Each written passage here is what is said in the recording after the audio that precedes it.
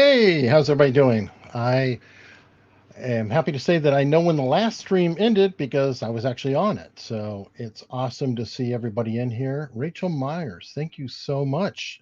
I had a lot of fun on there. I always love hanging out with Viva and everybody else. And yes, old drill sergeant, I confess, I'm a man of middle age, and the age is advancing. So I do have to have a bathroom break as well as a refill break. So, on that happy note, what's everybody having? I get people get grumpy with me, so tonight I'm having O'Connor El Guapo Agave IPA, and this is actually a local brewery out of Norfolk, Virginia, O'Connor, and it's pretty nice stuff. It's a agave, which is essentially sugar. You get out yeast and sugar to make an IPA and have enough calories to destroy any kind of a fine waistline I once had. So how are we looking here? We got bourbon, we've got red wine, we have El Gringo, first timer, so nervous. Root beer, country time lemonade. Somebody's responsible. 3 guesses to what you're drinking, Courtney. Water, water, or water? I don't know. I'm not good at following that. Glenlivet with Tyler's Durden is a stupid name. I think you have that screen name just to throw me off because, by the time I get a word and a half in, I'm already ready to move on, but I'm like, I keep talking. It throws me off. All right, so we have Gatorade, H2O, Coffee Time, Yingling, Corona, Aqua, Ryan IPA. Awesome. And I'm running behind here on getting my shares up, but let's go ahead and do that. I try to open the show with light material if I can. Unfortunately, though, I want to pay tribute because many of you are aware Norm Macdonald passed away yesterday. And really, he hit me harder than anybody since I'd say George Carlin and Steve Jobs, who, by the way, Steve Jobs passed away, I think it was October 5th, 2011. So it's going to be 10 years next month for Steve Jobs. Now, in all fairness, Steve Jobs, I love what he did for the world, but he's also kind of an asshole. So it's a hard call, and that's what it's like. I appreciate him intellectually, but I'm not going to pretend that he's on the same level as a Norm Macdonald, who I think was just a trailblazer with humor, good cheer, and just utter brilliance. And he's definitely going to be in my thoughts. The way he passed away was crazy. Yep, Robin Williams. Yep, that was crazy too. That really was. It was so surprising, so surprising. But the way Norm Macdonald did that, I think it's fascinating. And now, of course, now that he's gone, everybody's going back and they're saying, "Well, look, he said it here, and he did this in this routine, and he talked about death a lot." And of course, everybody can second guess it because he did pass, but that's pretty amazing. Not telling anybody about what was going on with you, keeping it a secret from your friends and family and everybody else, and joining us from the last stream because we're just going to keep the party going. We have Legal Bytes. Hi. Now, this is the first time for Alita on the channel, and she is somewhere. Well, I've been on the channel before, but I haven't been. News though, yeah. News with Booze is a show that we do every Wednesday, and she actually normally would not be here, but she was on the last stream. She's somewhere in Eastern Europe, and it is what is it, 5 a.m. now? So it's almost getting time to wake up. Yeah, so no booze for me at this hour, but I can have some fizzy water. Oh, yeah, or coffee. I'd recommend coffee, because you're going to need it for the rest of the day before you run. Yeah. Alita just passed, I think, what was it, 5,000 subscribers recently, and Yep. did a 5K. And Yep. now she's very ambitious, and at least she's smart enough to say K.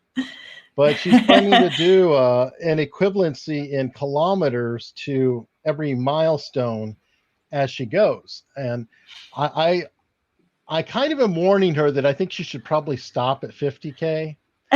But it's up to her. So I've committed to doing 50K for 50,000 subscribers, and that's how far I've committed so far. But mentally, I've been sort of mentally preparing myself for maybe doing 100K and maybe 75K. So I'm maybe not doing the same 5,000, every 5,000, doing that kind of increment, but then doing something absolutely insane. I've also been reading David Goggins' book, and I feel like that can make you think like that you can do anything, right? Yeah. No. Not his book. Do not listen to him. But you can listen to Cure of the Dawn's bit with him. But no. Okay, make me this promise. Do not commit to anything beyond 50K until you have run your 50K. Yeah, that's true. I've done several full marathons, or I've done two full marathons, and a 50K would be about 31 miles. So that's another 5 miles on top of a full marathon. So yeah, those no, I definitely 5 long miles on top of a marathon. I promise you. Yeah. Because I did that, and I went in. I have 4 marathons and a 50K. Yeah. And I was like, yeah, whatever, it's only 5 more. What, fine. All my marathons, I can run marathon under 4 hours, no sweat. That's fine. It's fine. What's a 50K? And then I'm sitting there looking at, man, what are the times on the course? Oh, I wonder if I can. 6 hours later. Yeah. No, I for something like that, like I would not be doing it for time. I would be doing it just to finish, because you start to get to a point where you really have to be paying attention to science going into it. Because I learned that with my first full marathon, because that was when I learned that. So hey, yeah, that's right. I know. Yeah, I've gotten a nice. Get her to 6. Let's knock it up a little bit. Yeah, I've gotten a nice recent boost, because I've been working with a lot of really great people. So I've obviously come on your channel. We were just on Viva's channel. That was nice. Nick Ricada had me on too. So it's been really, really nice to sort of be really doing the networking thing, collaborating with people especially on a lot of live streams and whatnot. But yeah, I mean, when I did my first full marathon, that was when I learned, like, oh yeah, like this is what carbo loading is really for. Like for a half marathon, you technically don't need to, but I finally understood the reasons for it, is because, after however many hours of endurance exercise, your body doesn't digest anything. It doesn't take anything in. Oh, so you bonk. There's a term called bonking in running, and it's everybody go run. It's an indescribable feeling that everyone should experience once or twice. And I promise you that you work your way through it. Just things happen, and it's funny too, because you're fine, and then that next 100 feet, all of a sudden, everything falls apart. Your legs disappear. You're dying. So it's a remarkable thing. Even walking, there's a great Ironman with Julie. I forgot her name. Mark Allen's ex-wife now, but she literally bonked at the end and was crawling sideways to go in, and it looks like so incredible, but until you're in that midst of just everything breaks, it's just it shuts down. You have no idea, and it is completely crazy. But while we're talking about athletics, on a happier note and a fitting tribute, this is on my locals from Scott Campbell. He posted this about Norm. And everybody, unstructured.locals.com, legalbytes.locals.com, and she even has a post up now. So everybody, please follow her there.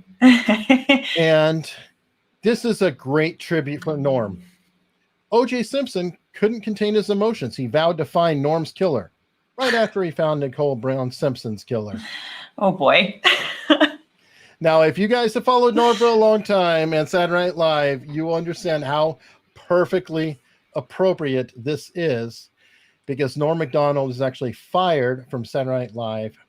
The speculation was because he would not stop going off on O.J. Simpson. And one of the best moments, and I probably will get the quote wrong, but I'll get it in spirit. He came back on and hosted Saturday Night Live, many years later after he'd been fired. And he got up there as a guest host. He's like, so I was fired from Saturday Night Live for not being funny. So I guess that means that either I got really funny or this show really sucks. He did it on the show. And that was Norm. It was so fearless. And I mean, he torched Clinton to his face. He torched anybody and everybody. Look up his time when he was torching Barbara Walters. Oh, that was brutal. And she was pissed. She was so pissed, and he wouldn't let up. And the sad thing is that she lost her crowd, and you could tell it just angered her even more, because they were just they're laughing their asses off, and she's like, and then the other sidekick on there was saying he's not going to have a career after this, and it was just, and he's just sitting there cheekily going along on The View. Yes. Wow. When Norm was on The View, it was in the 90s. Oh, it was a beautiful, beautiful thing. Now, all of his appearances with Conan were just funny. He would have Conan Lane out, and everybody look up the moth joke. And it is a 4-minute joke.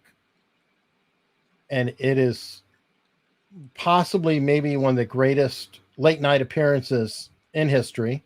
But then again, he also was the final comedian for David Letterman. And guess what? Another greatest comedic moment in late night history. And one way you could tell how brilliant he was, I saw this in an article, was that everybody went to Twitter to share the magical moment, and there was like a dozen of them, because he was so prolific and so brilliant that nobody could pick out which one it actually was. It was really, really remarkable, his career. And I don't know, Alita, have you watched a lot of Norm or seen a lot of him? I remember him being on SNL when I was a kid, and him being on like Billy Madison and those kind of movies. And yeah, I mean, he was always just so, I always loved watching him. Like I think I commented on your tweet about it, or one of your tweets about it. One of my favorites was him as Burt Reynolds. I don't know why, but it was just like so perfect. Like him with the giant foam hat, and like, I just, loved it. It's really sad that we lost him, especially at such an early age. Cancer sucks. He's definitely one to miss for sure. Oh, it was remarkable. I mean, yeah. And I think that was part of why that routine was so funny, was because he really didn't even act completely like Burt Reynolds. He was Norm. So it was like everything with him was so meta. And even his book, based on a true story, his memoir. And if you read it, it just goes so far, crazily upfield. So on a comedic note that isn't meant to be funny, but is really quite disturbing. Oh, right on time. Allison loves this. The Guardian has pronounced or proclaimed that St. Fauci is the sexiest man alive in an Instagram post. And folks, I mean, come on. The smoldering look. Now, ladies, don't lose control. I guess it's in the eye of the beholder, supposedly. But if I'm the one beholding, then I wouldn't necessarily agree. I'm sorry, that is a massively phallic symbol there that he's coming out of. I'm not gonna describe it specifically, but who designed that and like what? That is a female phallic symbol that he is sitting in. Yeah, I think the term is yonic. Sapphic? But yeah. Oh, yeah, because phallic is the male part. Yeah. What's the female version? I was thinking yonic, I think. Yeah. Okay, I was thank thinking you. there's a Game of Thrones vibe going to it, right? Yeah. He's the father of all dragons. He's on the Iron Throne. Man. Oh. Yeah. I mean, you know, he's a very fit person. I understand he also is a big runner and takes care of his health very well. So there's that, but he takes care of your health there, Alita. Well, I don't know about that. I mean, he is science, right? Yes, he is. He can be both sexy and science all at once. But while we're on this, don't forget that he's not alone. We have other influential people in the world. Time magazine, beautiful publication. We've got to cover it. We've got to feature it. We cannot overlook this one. I didn't understand. Powerful duo who are shaping the world. The thing that gets me though, that I feel, I don't know, I feel very uncomfortable about this photo just because of Harry's positioning. I don't know why he just seems like he's crumpled up and slouched in the back, and it looks just visually uncomfortable. I don't know why. I can't quite put my finger on it. I saw somebody tweet that it looks like he's her hairdresser and he's like showing her, you know, what. Oh my God, it does. And like, especially because he's in all black. Yeah, and then also like explaining like what he's gonna tell her lawyers, you know, about the stuff they talked about while she was in the hair salon chair. But I do think he does kind of look like he's like showing her hairstyle in the mirror. Yeah, it does. Let's just say it's not the most alpha, you know, pose I've ever seen. I mean, now it's weird because I do body language and things like that, and a lot of times you see like overbearing males that are kind of controlling. He's not controlling. Okay. He is almost hiding. She owns this, and she owns all of it. And which my whole thing is, it would be possible for them to both have a powerful stance and for him to not be overshadowing her. You know what I mean? Like, I don't understand why they would need to, why he would need to be so slumped in the back. I don't know. It's just, it's a very odd photo, I think. He kind of looks like a stage hand. He looks like a stage hand. Yeah. Good observation. By the way, introductions are in order. I apologize. Yeah. Alita's is Legal Bytes. Legal Bytes is a lawyer, another YouTube lawyer. We were on the stream with Viva Fry together. And Alita, this is the illustrious Alison Morrow. Hi, nice to meet you. Thanks for being on News with Booze. Of course. It helps when I'm always late, so when Eric has somebody else to talk with. Rather than just filling the time. No, that's always the best, is when you have a live stream with one other person and they have to disappear for some random reason. My husband makes fun of me for it all the time because I never really know what to do. So I'm just like, so let's talk about the weather, guys. So yeah, stretch. It can be awkward. It can definitely be awkward at times, but that's fine. Oh, good news. You don't know all the memes yet. Actually, you probably know this one, Alita, because of Fridays. Alita's on with me on Fridays with the, well, it winds up being Fridays with lawyers, essentially, which is kind of a weird thing. And I was on the stream with lawyers as on lawyer, holding up my end. But at this particular moment in the show, it happens at different times, sometimes earlier, sometimes later. It's usually a matter of whenever I look.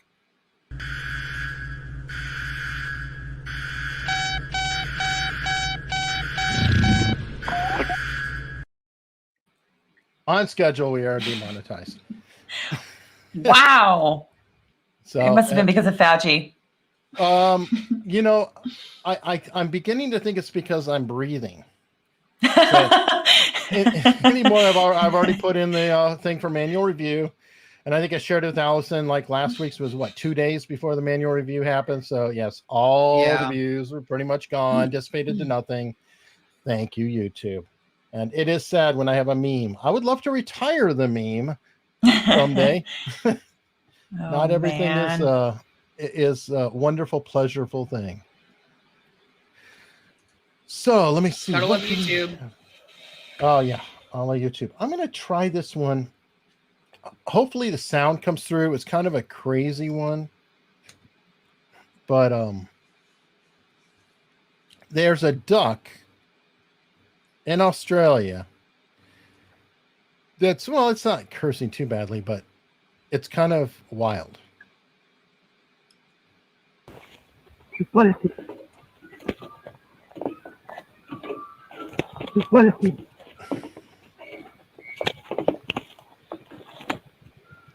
And I forgot to share the screen. Okay, I know. It's like, where's that? Notice Allison, she's worked with Eric before. She has this indulgent smile, like, is something going to happen, Eric? Instead of just saying, Eric, I don't see anything. Can you get it together? You got to pick your battles with producers. It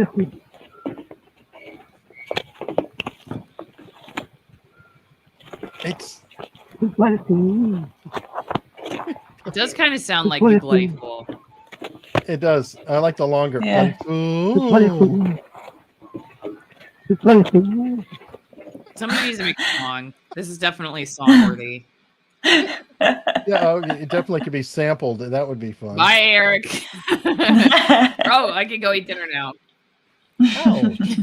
Ouch. Ouch. Be nice. Be nice. Okay. So, where were we? Allison, any story idea that you have?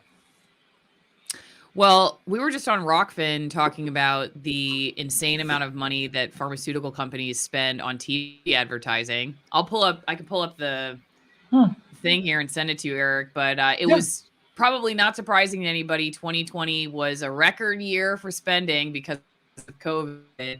So they did not sit down. TVs did not say, no, it's a public health crisis. We don't want to make any money off of this. We just want to tell you what really needs to happen. We're not going to take billions of dollars. No, that's not what happened. They took a record amount of money. So hang on. I'll find it for you. And combined with election season, it's already, how much money is poured in through election ads? I can only imagine. Right. Well, the thing we were discussing, though, is that a lot of people think that, the average reporter is sitting in a newsroom saying, hey, 50% of my salary comes from Pfizer, so we should really make sure we hammer home these talking points. The money spent on advertising, I'm convinced, is so it's so thick, and the manipulation is so good, like for what they're aiming to achieve, that the vast majority of the people who are reporting don't even know that they're being manipulated by it. And they're not sitting there with the awareness like, oh, there's all this money being spent. Maybe I'm a victim of it too. Maybe I'm sitting here thinking through these talking points because the narrative is a very expensive well-oiled machine that even I have become a part of. I think most reporters think that they're telling you what's medically necessary for you to know without really thinking through the way that the system works and the way that special interests affect them. Good point. There are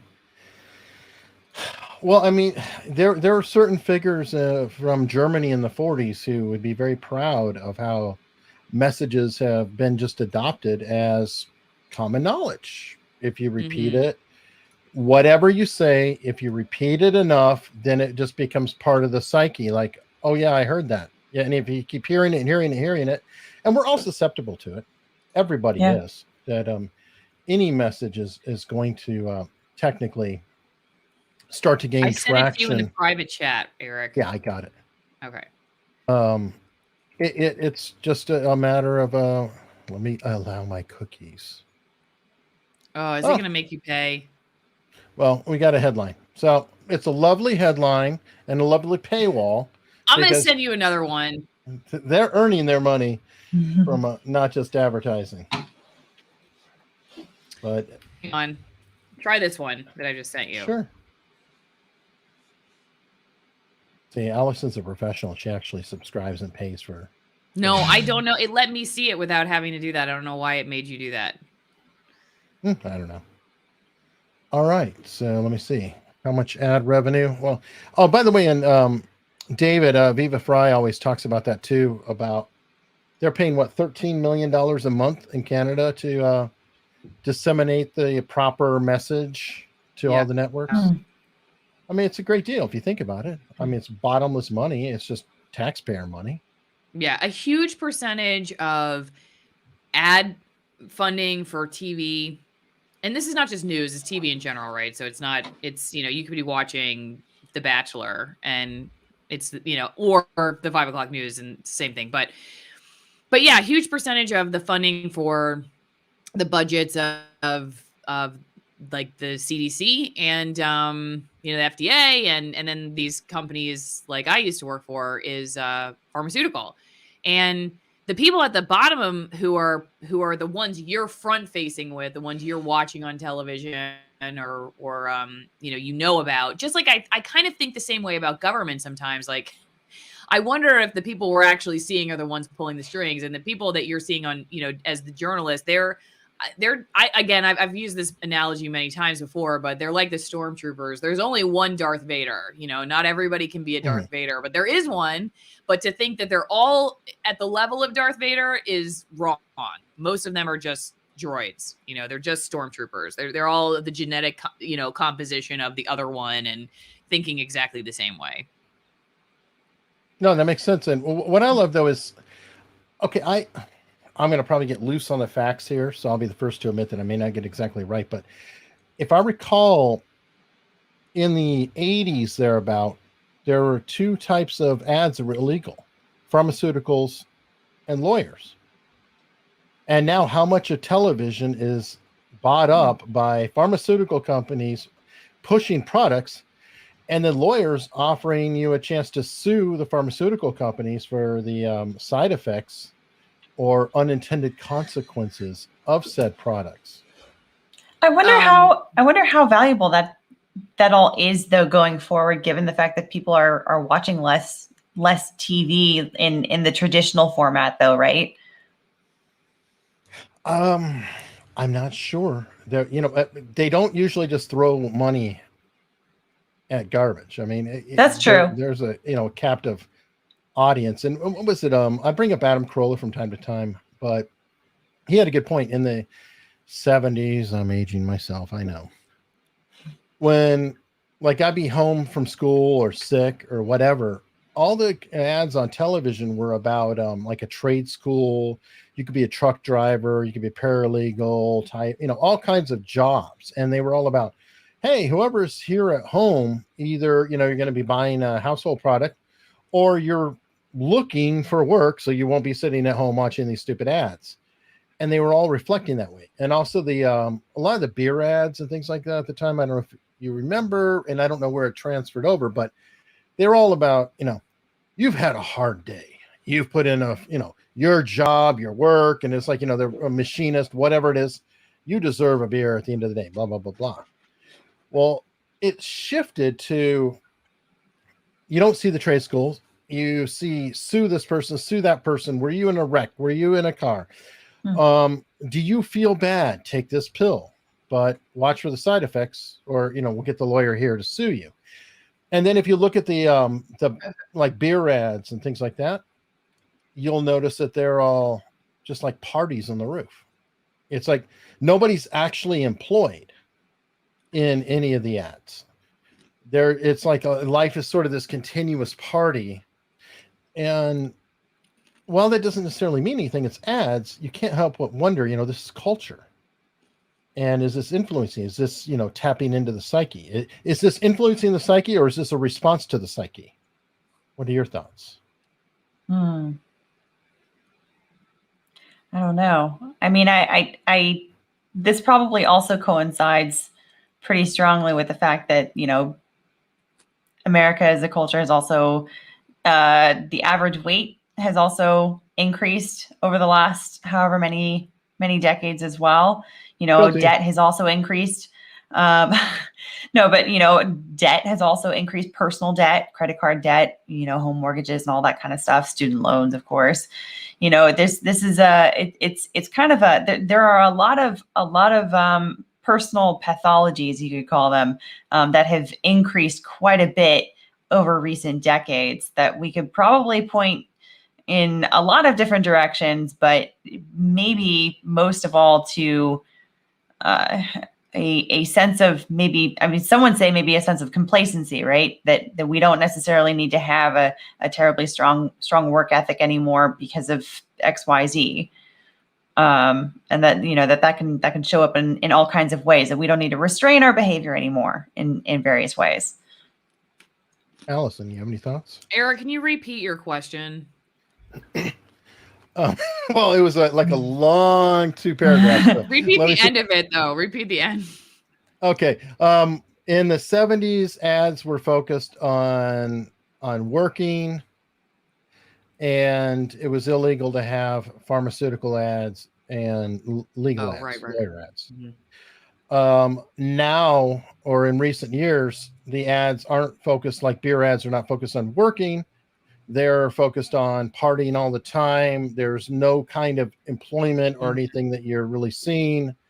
And then pharmaceuticals and the lawyer ads are running rampant with the airwaves, at least, daytime TV especially. And you're asking which came first, the chicken or the egg? Is the advertising that created the culture, or vice versa? Yeah, and your thoughts? I don't know. I guess I would probably say both. I think that yeah, you probably, you can't advertise something that's irrelevant. So it already has to sort of be there for an advertiser to tap into something, but then do they accentuate it and aggravate a situation with the messaging by normalizing something that may not be healthy? Absolutely.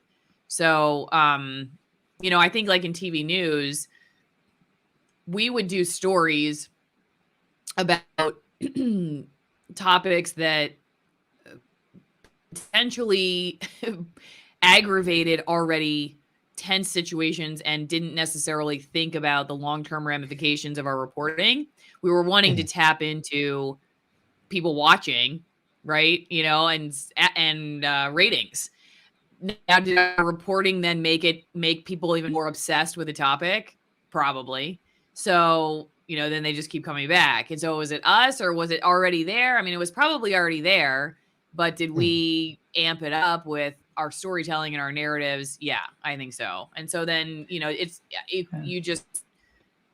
create something that probably wasn't there before, but it had the recipe for it. There was already, the roots were already there. What about? Yeah, I think I would agree with that, because I think in order to spend resources on it, usually these advertising companies are going to have done some amount of research to have at least a reasonable expectation that their message would be heard by at least some consumers, right? Mm-hmm. Well, otherwise, it would be maybe one advertisement and then it falls flat, and then they move on to a different narrative. Well, on that note too, I don't know, Allison, you've seen the studies that were done about social media especially, but I think it applies across the board, that anger spreads. Like in terms of, if you want to get a tweet to be shared or get a reaction, you piss people off, or you make you either fight them or get angry with them or get them angry, versus like sadness just dries on the vine. Humor is mediocre. Happiness is whatever. You're too happy. Shut up. Right. But anyway, when you were working in the news though, because I feel like there's that whole thing of if it bleeds, it leads. Yeah. Did they already know that, or did they just intuit that and focused on things that were going to exacerbate or aggravate the current climate? Mm-hmm. Yeah, no, we definitely knew that bad news sold. And I don't know a single news director that would have blown a newscast by like putting the happy story at the end of the newscast at the top of the hour. Hey, this guy's giving away free vegetables he grew in his garden, new at 5, and then they would do the murder like 5 stories down. No. So they're always paying attention to what people are clicking on the websites, especially nowadays. So if you're somebody who's like sick and tired of the negative coverage that you're seeing, but you're constantly clicking on the websites of the bad stories, then you're driving the newscasts that are on television and the lead stories and all that stuff. And they are constantly paying attention to who's watching what. And I mean, it's true that people tune out when it's something not necessarily like people will watch the overly gooey, simple, happy stuff. Like this kid got this present that he didn't think he was going to get, like the sort of general, like things that everybody could be happy about. People watch that. But what a lot of people won't watch is complex coverage of a highly cerebral topic.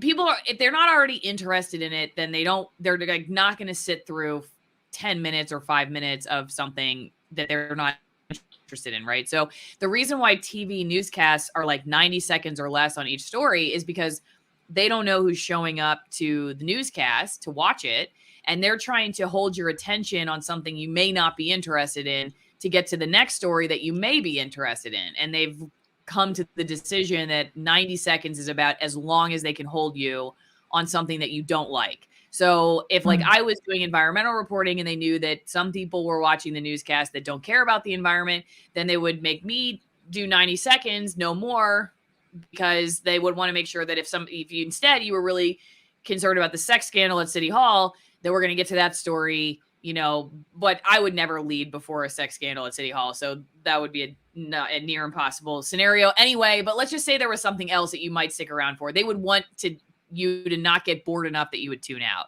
So yeah, and it's true that the negative stuff is the stuff that holds people, and that's a reflection on all of our behavior because we drive it. The newscasts are giving us what they think we want, and so it's again to go back to your original question. To a degree, it kind of is true in a way, right?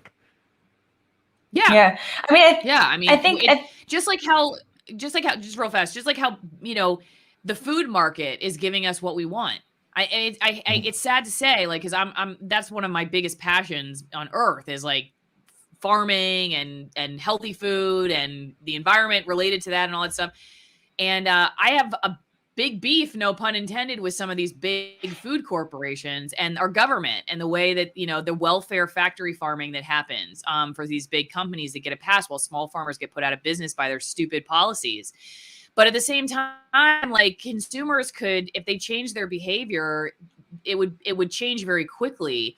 And, if people want to just come home and pop something in the microwave and watch TV and have no connection to where their food comes from, that's exactly the food market you're going to get. And so I have very little sympathy in that regard when people start complaining about it. Well, if you don't want to take any initiative and you don't want to have any connection with local farmers and you don't want to know where your food comes from and you're okay using pharmaceuticals to make yourself and your body feel better after eating that crappy dinner, then you know what? This is exactly the food system you're going to get. It's exactly the reflection of the communal conscience of the average food eater in America. Alita, you were saying. Yeah, no, I was just going to say that, that this all kind of makes sense if you take a step back and sort of look at what human emotion does for us in general. I saw a TED Talk years ago about by this I think it was a Buddhist monk talking about how emotions are they're just points on a compass. And so when you have, anger or disappointment or whatever, that's just it's always a temporary thing, but it's pointing you in a direction that you should move your life if you want to, move towards happiness. But, you can never be forever happy. You can only be temporarily so. And so, these other emotions are ways of pointing your compass towards where it is that you want to go in life.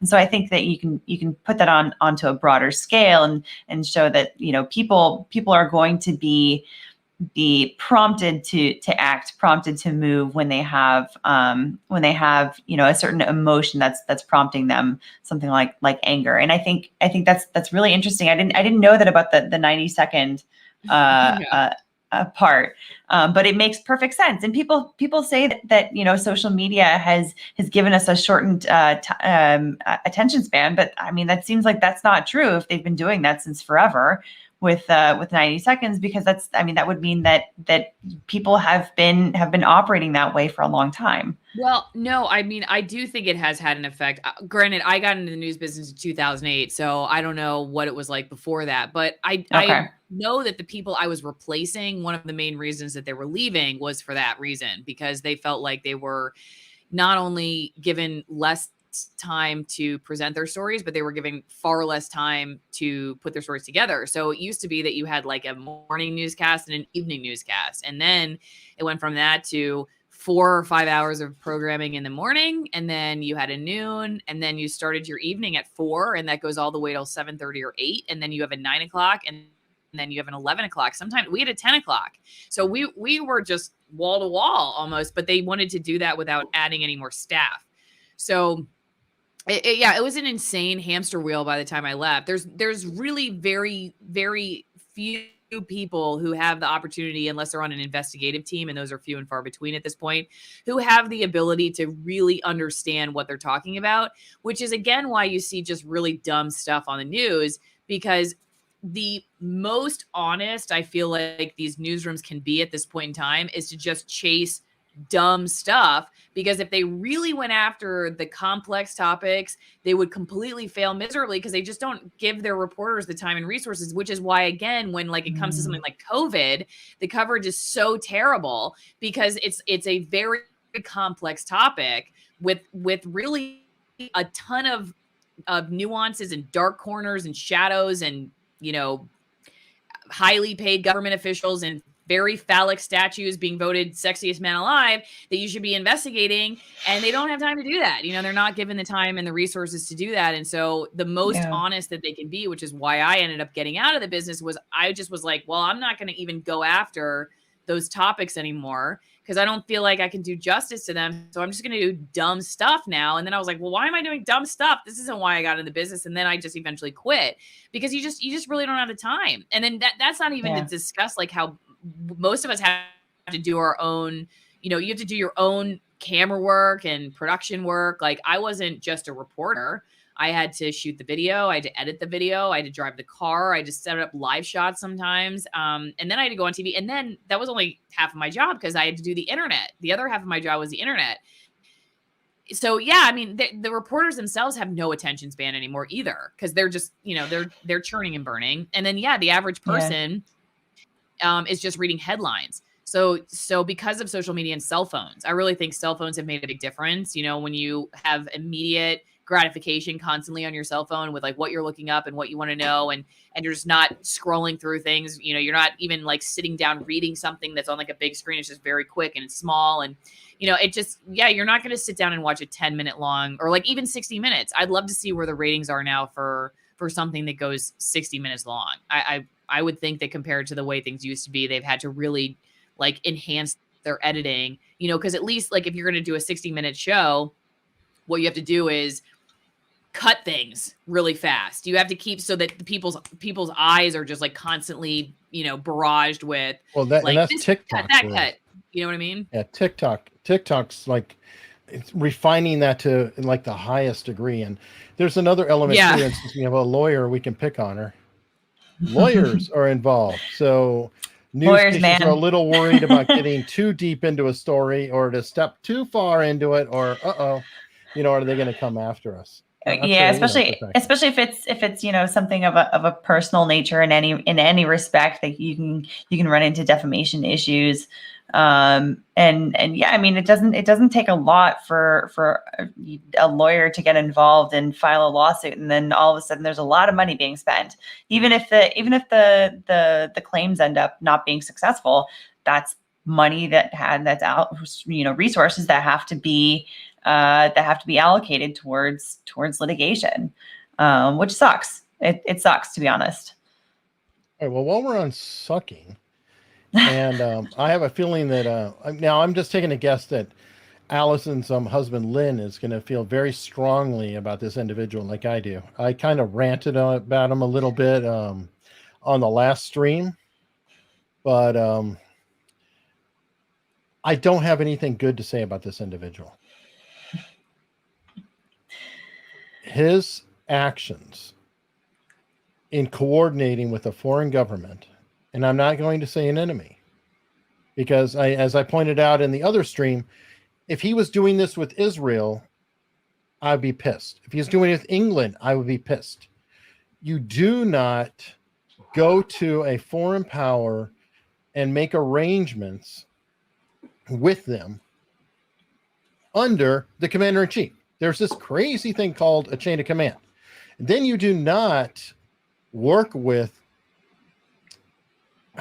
the Speaker of the House and make an agreement that you will not obey or listen to any order without clearing it through her and having all the people under you do this. This same individual that is so worried about white power, but no problem flexing his own power, and CRT training in the military, he is more concerned about the Chinese and their feelings than he is about U.S. citizens who are currently trapped in Afghanistan. So I'm curious. That's my opinion. Maybe I'm wrong. What do you guys think of this fine chairman of the Joint Chiefs of Staff? Well, I don't want to go too far, just because I am a military spouse and I don't want to get my husband in trouble. But I do. I mean, and I pointed this out on the last stream, that I thought it was very, very interesting that Lieutenant Colonel Alexander Vindman said that if this was true, then he should be removed from his position, or that he should resign.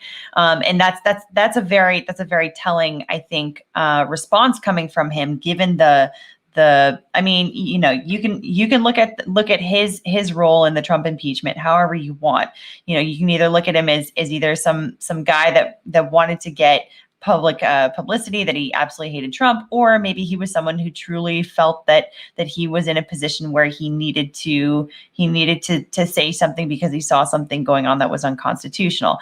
Either way, he's seeing this situation and saying that Mark Milley has done the wrong thing here, and he's gone outside the proper channels, and that he really should no longer be in that position as a result. And I thought that was very interesting. Alison. I think the only thing I can really add is that I've had Michael Yon, longtime war correspondent on my channel a bunch of times. And he was working to try to get people out of Afghanistan. And he must have been like uploading a rant 3 times a day about this guy. And he's like, you know what? I'm not working with you anymore. I'm going to just work with private contractors, and showing the emails he was sending back and forth. So I'm like, dang, I guess if Michael is riled up about it, then there must be something going on here. So I guess he was somehow, because he's so connected, he was at the beginning, they were all working together on some kind of effort to evacuate people.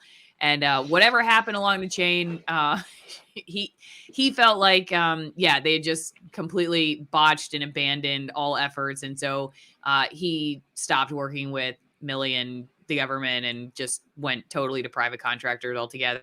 And I think Michael's got a pretty good thumb on what's going on. So it doesn't sound good. I guess I could just leave it at that. Does not sound good. Yeah. I mean, And don't get me wrong. I mean, there are communications between our military and the Chinese military. I mean, there are military diplomats. They're called defense attaches. They're pretty much every country out there that has a military. How about ambassadors? How about the State Department? Yeah, exactly. So there are certain channels of communication, and mind you, the State Department has never been right leaning, even under Trump. You know, the people that work in the State Department tend to be left of center, more often than not. Even if the Secretary of Defense is technically appointed by the president. So actually, I don't think that matters though. I don't care which way they lean, and this is why I get frustrated. You know, if this is done to Clinton, it would be just as wrong. If it's done under Obama, it'd be just as wrong. And you know, a lot of people are no fans. But my point though is that, you know, if he felt that there was something going on that was super urgent that Trump was doing, he could have found someone in the State Department that could, you know, relay information in through a proper channel. There are plenty of people that he probably could have gone through, but he decided he felt a certain way, and so I don't know. Constitution be damned. UCMJ be damned.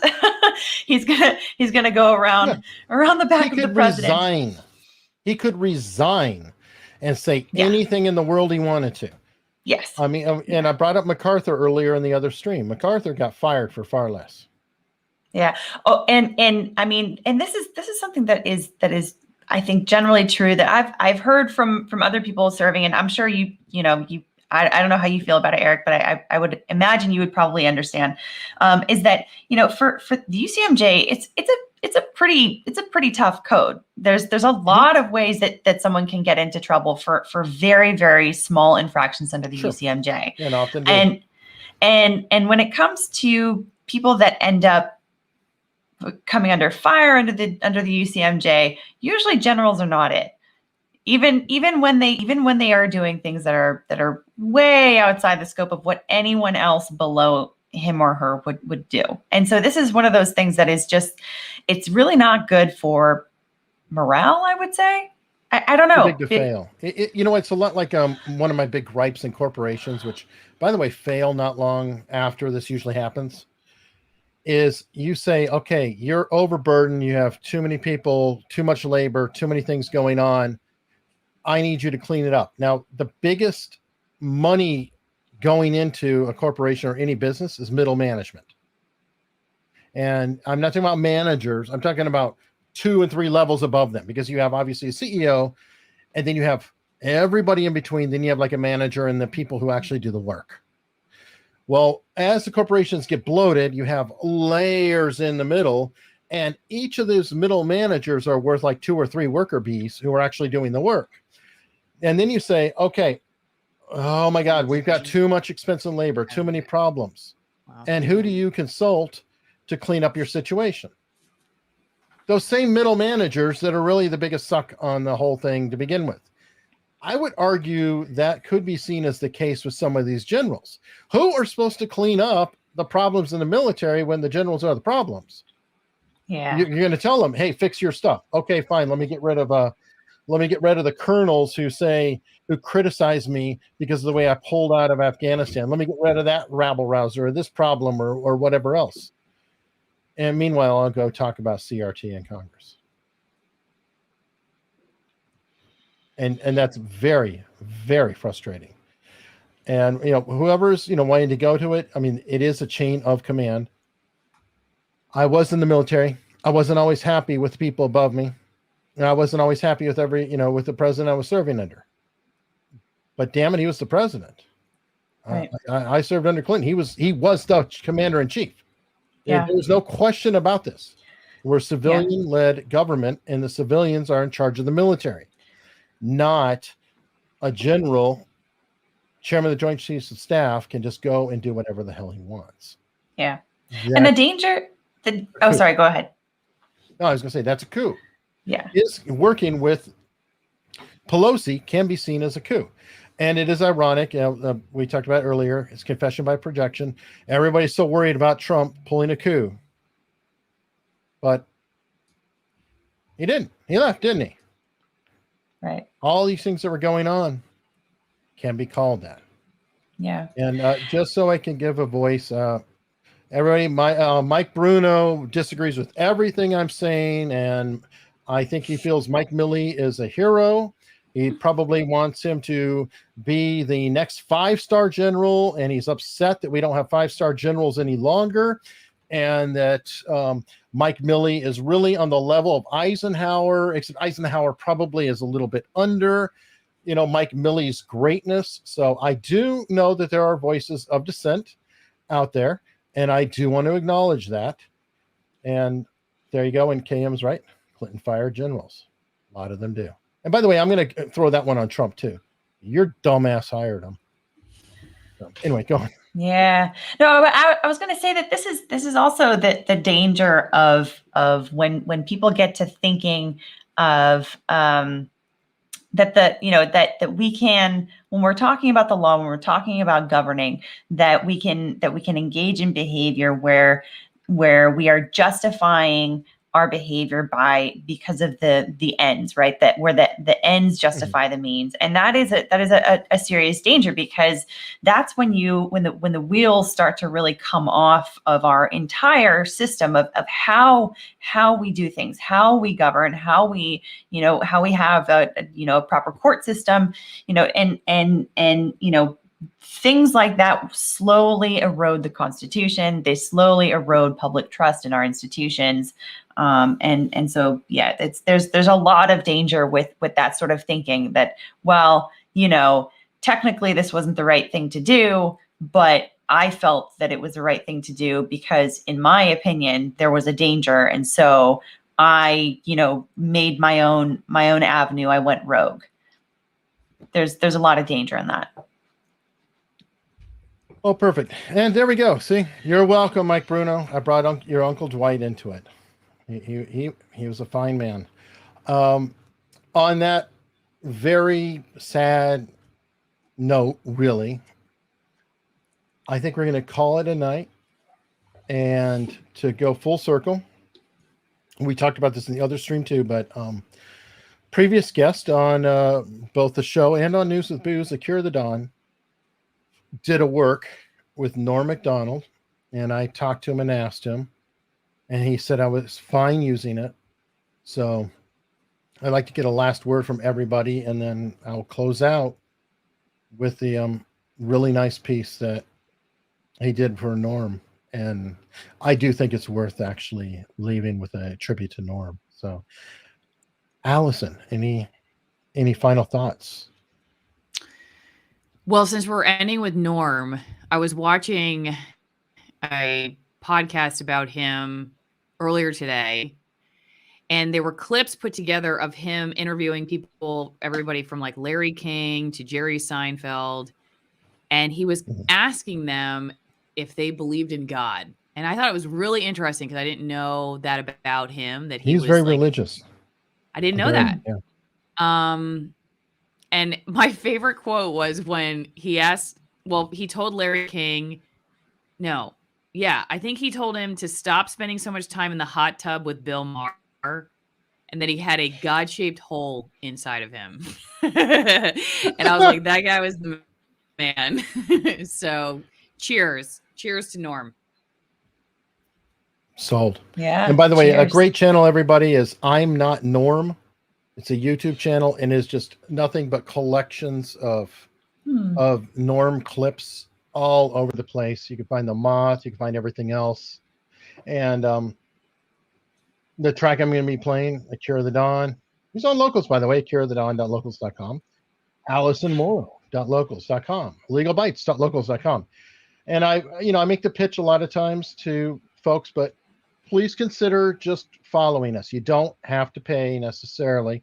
We love it if you do. And by the way, folks, if your subscription ran out and you want to continue to support, please look out for that, because I've noticed that subscriptions are running out on me, and I'm going, what's going on? Is it canceling or what? So, I mean, if you don't mean for that, please check. I deeply appreciate it. I don't expect anybody to pay. I appreciate the follow. And in actuality, I've been pulled off of YouTube, completely nuked. Alison's been suspended for a week. We haven't. It's bound to happen to me. Well, we haven't corrupted Alita completely yet, but she has been on Nick's channel, so it could be coming. I know it's a little. Yeah, locals allows us to reach out and say, "Hey, we're still live. We're doing a stream on locals. We're doing this or that," so we could just keep in touch and see what's going on. So, as a guest, Alita, final word. Thank you for having me. This has been wonderful. I really appreciate you guys letting me butt in. Thank you. Thank you so much, and everybody. It's a sad thing with Norm, but he really filled our hearts and lives with joy. And I think this is a great, very thoughtful track by Akira the Don.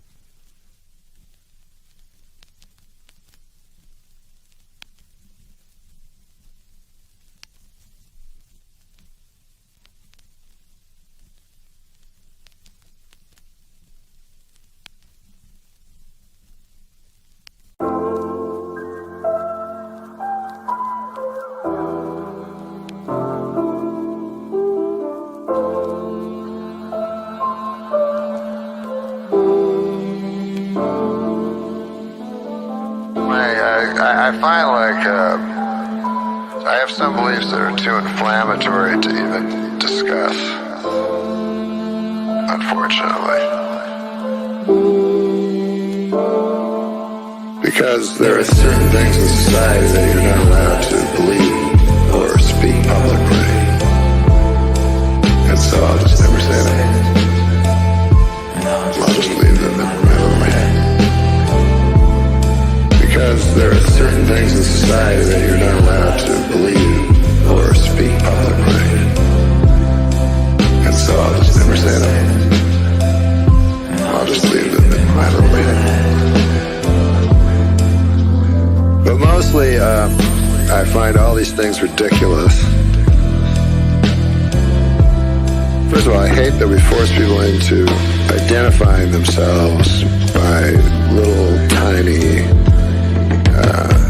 because we oppress people, we further oppress them by forcing them to identify themselves as what I consider less than human.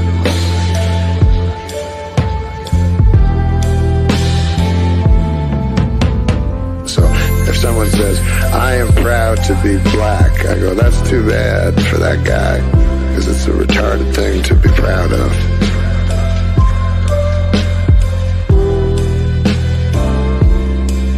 We see it with white power. If someone says, I'm proud to be white, we see how ridiculous that sounds. But we don't see it when a person says, because they've been oppressed, I'm proud to be black. But it is ridiculous. We've pushed them into a corner where now they're going to spend their whole life identifying themselves by the pigment of their skin. Which is a sad waste of life. Or if you say, I'm proud to be gay, that's what I am, and that's how I'll live my life. Well, boy, you're really limiting yourself there, and it's too bad. And I know you've been forced into it by being pushed down and oppressed, but it's still very, very sad.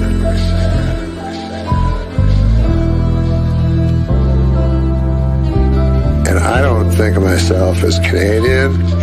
And I think it's a terrible thing to say you're proud to be a Canadian or proud to be an American. All that stuff is nonsense. You may as well be proud to have lungs. You didn't accomplish nothing. You're just born somewhere. Or, you were just born with a skin that's a certain color.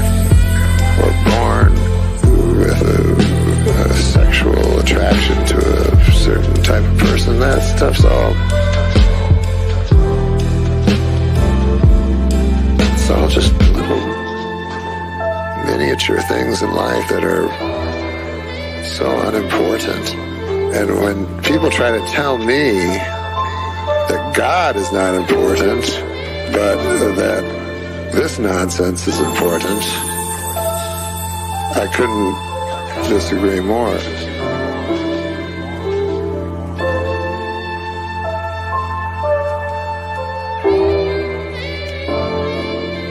Because there are certain things in society that you're not allowed to believe or speak publicly. And so I'll just never say them. I'll just leave them in my arena. There are certain things in society